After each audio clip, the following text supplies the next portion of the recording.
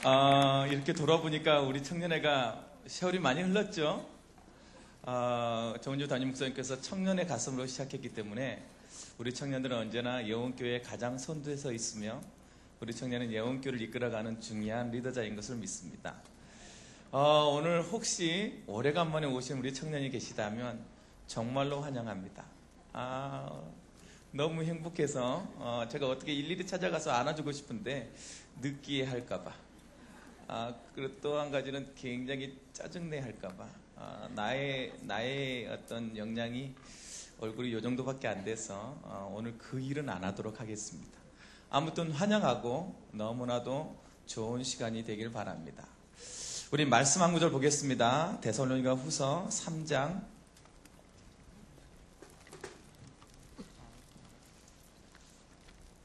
13절에서 16절 말씀입니다.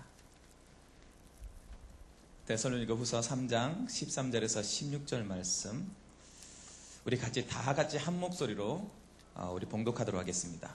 형제들아, 너희는 선을 행하다가 낙심하지 말라.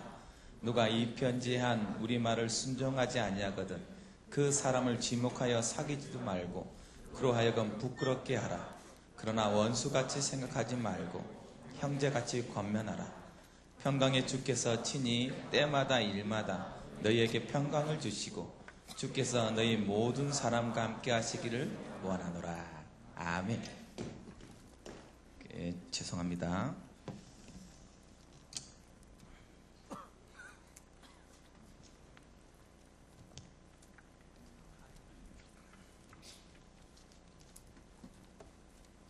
오늘 제목은 축복이라 했습니다. 여러분, 오늘 이 시간이 여러분에게 인생의 최고의 변화를 가지는 축복된 시간이 되길 주님의 이름으로 축원합니다.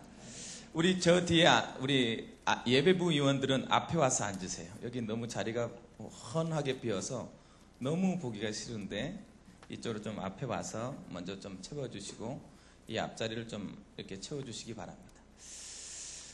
제가 성경을 보면서 안타까워하는 두 가지 예화가 나옵니다. 한 예화는 뭐냐?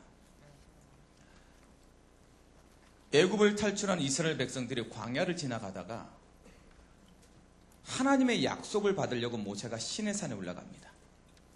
시내산에 올라가서 약속을 받고 있는 40일이에요. 40일. 단지 몇십 년 만에, 사실은 40년 만에 40일입니다. 그 단지 40일 동안 이스라엘 백성들한테 어떤 일이 벌어졌냐? 그것을 봤는데 그 시간을 참지 못하고 우리한테 하나님을 보여주소서라고 외치기 시작합니다. 우리를 인도에 가던 리더자 모세는 어디 갔는지 우리가 눈앞에 볼 수 없으니까 나에게 하나님을 보여주세요. 우리 눈앞에 당장에 지금 우리 문제를 해결하는 하나님을 보여주세요. 이런 얘기를 합니다. 어떻게 했냐 아론이? 그러면 너희가 가지고 있는 금을 다 가져와라. 그래서 만들어서 무슨 일이 벌어지냐? 송아지를 만듭니다. 그러면서 그 황금으로 만든 송아지를 손 위에 올려놓고 뭐라고 고백하냐? 이것이 너희 하나님이다 라고 얘기합니다. 그랬을 때 이스라엘 온 백성이 자기를 광야를 인도했던 하나님을 다 잊어버리고 그 황금으로 된 송아지 앞에 모든 무릎 꿇으며 우리의 하나님입니다 라고 외칩니다. 너무나도 안타까운 사건. 하나님이 어느 정도로 진노했냐? 내가 모든 이스라엘 백성을 쓸어버리겠다. 내가 다시 시작하겠다. 이 정도로 화를 하고 진노를 낸 부분입니다. 왜 그랬을까요? 그렇게 광야에서 물도 냈고 홍해도 건넜고 만나도 매일 먹고 있고 수만 가지 증거를 가지고 있는데 그 40일 동안 참지 못해서 왜 그랬을까요? 또 한 가지 사건입니다. 예수님께서 전도를 하러 돌아다니는데 유명해졌어요. 모든 사람이 예수님을 알게 됐어요. 그 예수님한테 어떤 부자 청년이 탁 다가옵니다. 그래서 예수님, 어떻게 하면 당신의 제자가 될 수 있습니까? 그랬더니 예수님이 그렇게 말합니다. 너는 성경에 기록된 대로 너희 부모님을 사랑하고 너희 하나님을 사랑하고 너희 부모님을 사랑하고 내 이웃을 내 몸같이 사랑하면 된다. 그것이 율법의 최고의 강령이다 라고 얘기했어요. 그랬더니 이 청년이 뭐라고 얘기하냐면, 예수님, 그 정도는 내가 할 수 있습니다. 이미 다 하고 있는 일입니다. 너무 당당하게 멋있지 않습니까? 그렇게 멋있게 고백했어요. 그러니까 예수님이 마지막 질문으로 얘기를 합니다. 그러면 네가 가진 재산 다 팔아서 가난한 이웃한테 나눠주고 너는 나를 따르라. 그러면 너는 내 제자가 될 것이다. 성경에 정확하고 분명하고 뚜렷하게 기록되어 있습니다. 뭐라고?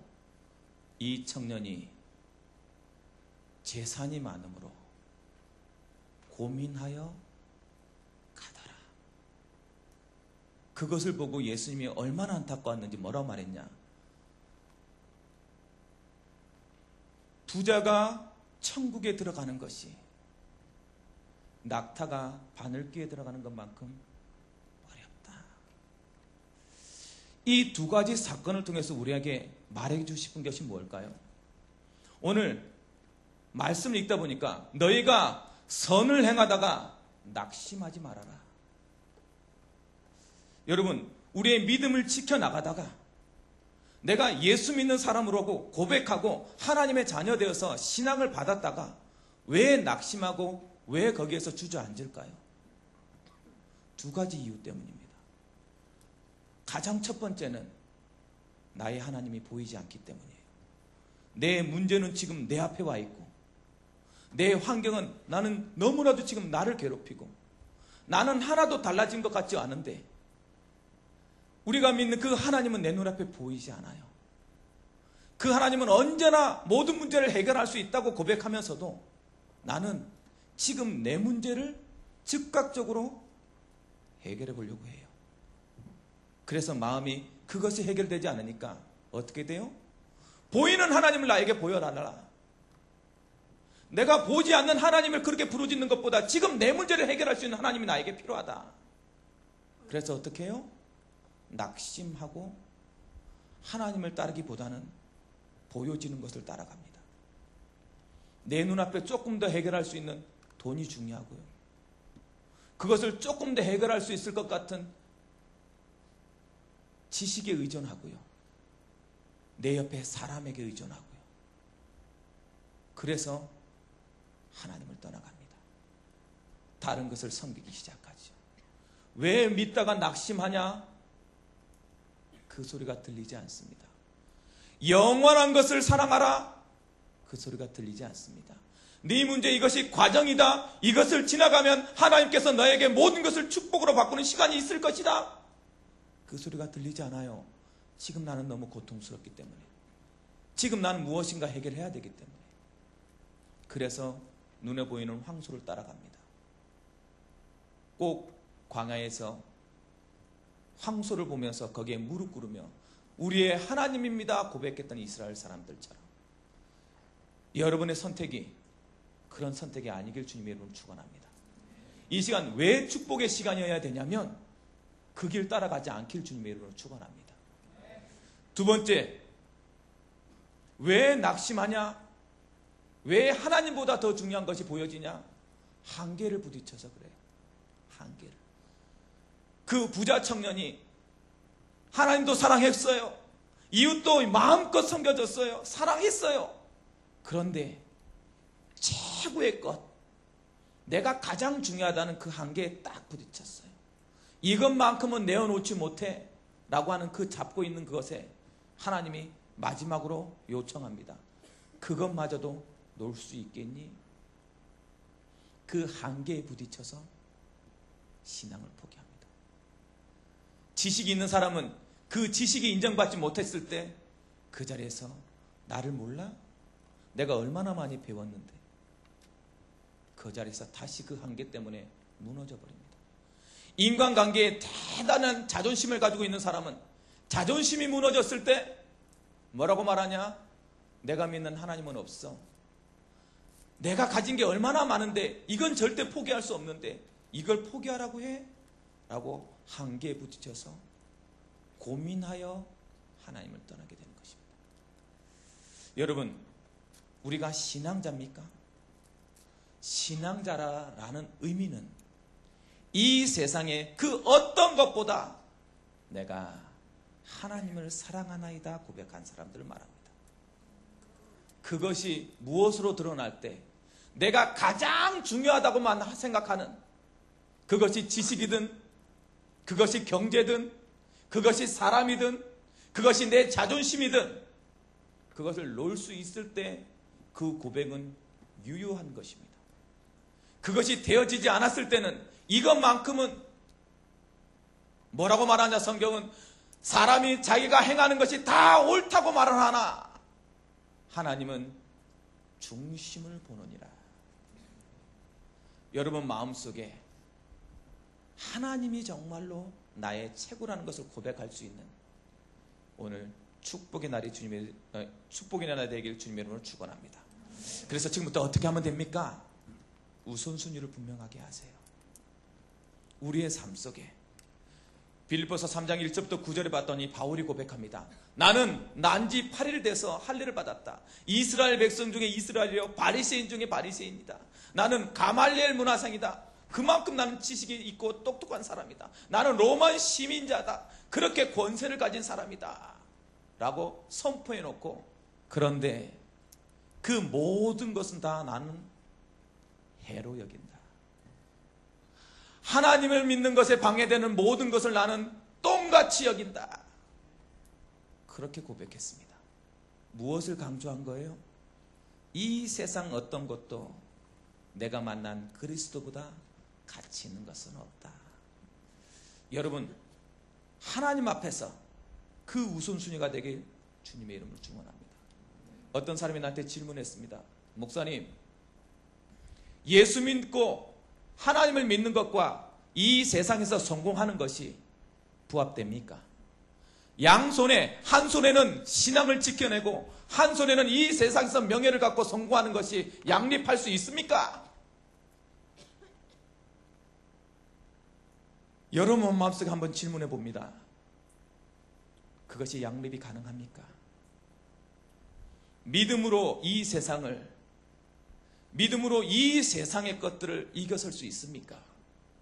그것에 여러분 마음속에 깊은 곳에 뭐라고 대답하고 있는지 여러분 답을 한번 해보시기 바랍니다. 히브리서 12장 1절 말씀해 봤더니 뭐라고 되어 있느냐?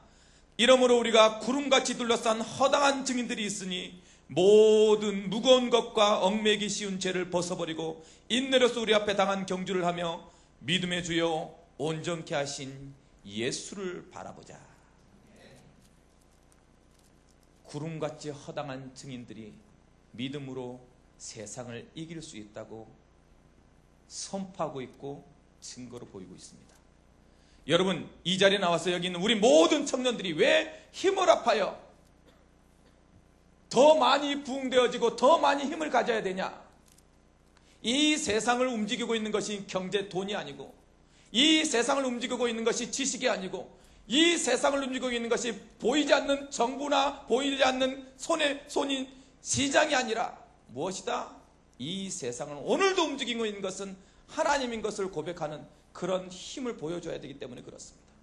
그런 고백들이 우리 청년들한테 소망이 없으면 우리의 미래는 없는 것입니다. 그래서 말합니다. 구름과 같이 허다한 증인 속에 여러분도 있길 주님의 이름으로 축원합니다. 여러분의 한 손에는 믿음이요, 한 손에는 이 세상에 영향을 끼칠 수 있는 성공이 될 수 있음을 하나님의 이름을 가지고 보여주는 우리 청년들이 되길 주님의 이름으로 축원합니다. 세 번째, 그러면서 뭐라고 말합니까? 마태복음 10장 26절 말씀을 봤더니 하나님 예수님께서 우리에게 정확하고 분명하게 얘기합니다. 몸을 죽여도 영혼은 능히 죽이지 못하는 자들을 두려워하지 말고 오직 몸과 영혼을 능히 지옥에 멸할 수 있는 자를 두려워해라. 여러분, 우리는 개나 돼지가 아닙니다. 먹고 마시는 것으로 그냥 행복해하는 존재가 아니에요. 오늘 내가 나이트에 가서 마음껏 부비고 그 음악 소리에 취해서 너무 행복했어라고 그 행복으로 끝나는 존재들이 아닙니다. 그리고 나서는 반드시 우리의 머릿속에, 우리의 생각 속에 하나님은 질문할 것입니다. 진짜 행복하니? 진짜 두려움이 없어졌니? 아니요. 거기에 그 누구도 자유로울 수 없을 것입니다. 왜냐하면 우리는 영을 가졌기 때문에 그렇습니다. 영은 영이신 하나님을 만날 때만이 행복할 수 있습니다. 오늘 여러분, 내 육신의 쾌락을 위해서 영혼을 포기하지 말길 바랍니다. 내 순간적인 내 삶을 위해서 영원한 것을 포기하지 말길 바랍니다. 오늘 이 시간이 여러분 삶의 속에서 다시 한번 내가 나의 짧은 인생이 끝이 아니라 내 영원한 것을 향해 돌아갈 수 있는 발걸음을 일으켜 세우는 힘있는 날 되길 주님의 이름으로 축원합니다. 그렇게만 하면 하나님께서 오늘 우리 모든 청년들에게 뭐라고 약속했냐? 여러분 말씀을 16절 말씀을 같이 보시기 바랍니다. 평강의 주께서 친히 때마다 일마다 너희에게 평강을 주시고, 하나님의 축복 첫 번째, 여러분에게 평강이 임할 것입니다. 그 평강이 없는 사람은 날마다 갈등과 후회가 있을 것입니다. 하나님이 주시는 때마다 일마다 주시는 평강이 무슨 말이에요? 너의 모든 하는 일이 일마다 때마다 하나님께서 주시는 복 있는 사람으로 형통한 삶을 주실 것이다. 뭐만 지켜내면? 믿음으로 우선순위를 지켜내면. 오늘 그것에 대한 결단이 있고 그것에 대해서 증거를 갖는 우리 청년들이 되길 주님의 이름으로 축원합니다. 두 번째 뭐라고 말하냐? 그러면서요, 뒷구절에 주께서 너희 모든 사람과 함께 하시기를 원하노라. 이번 주 강단 말씀이 뭐라고요? 내가 보배를 질그릇에 가졌으니 이는 능력의 힘이 큰 것이 나한테 있지 않고 하나님께 있음을 알게 하려 함이라. 그러면서 뭐라고 얘기합니까? 너희가 사방으로 우겨싸움을 당하여도 쌓이지 않을 것이며 답답한 일을 당하여도 낙심하지 말라. 왜냐하면 너희가 어떤 망하는 일을 당해도 절대 망하지 않을 것이기 때문에 그 답을 주셨단 말이에요. 왜? 내가 너와 함께 하리라. 하나님이 전능자로 우리와 함께 계심을 여러분 모든 삶과 모든 속에서 누리길 주님의 이름으로 축원합니다. 결론입니다. 언제나 똑같이 얘기합니다. 항상 들었던 예화입니다. 여러분 진지하게 한번 생각해 보시기 바랍니다. 어떤 신자가 하나님을 환상 속에서 예수님을 만났습니다. 예수님이 그 신자를 데리고 걸어가면서 인생의 발자취를 보여줍니다. 모든 인생의 발자취가 발자국이 4개예요. 그런데 자기 인생에 가장 힘겨웠다고 하는 그 순간 발자국이 2개밖에 없어요. 그래서 원망합니다. 예수님, 내가 이때 얼마나 힘들었는지 예수님 보셨잖아요. 그때 예수님 뭐 하셨어요? 나는 정말 죽을 것 같았어. 아무도 나를 대신해 주지 못했어요. 아무도 나한테 위로 주지 못했어요. 그 누구도 나에게 옆에 있어 주지 않았어요. 그런데 예수님마저도 나 옆에 있지 않았어요. 그럴 때 예수님이 뭐라고 말합니까? 그래, 아들아, 그 발자국 2개는 너의 것이 아니라 너를 업고 간 나의 것이다. 맞습니다. 내 생각은 나 혼자일 것 같고 내가 다 해결해야 될 것 같고 나만 이런 고통을 당한 것 같고 때가 너무나도 많이 있습니다. 오늘 여러분이 다시 한번 하나님의 은혜를 회복해지고 언제나 함께 계시는 하나님의 임마누엘을 축복을 누리셔서 여러분이 가장 버거울 때 손을 내밀어 여러분의 손을 잡아주고 있는 그리스도를 만나는 오늘 이 날이 축제의 날이요, 오늘 이 날이 축복의 날이 되길 주님의 이름으로 축원합니다.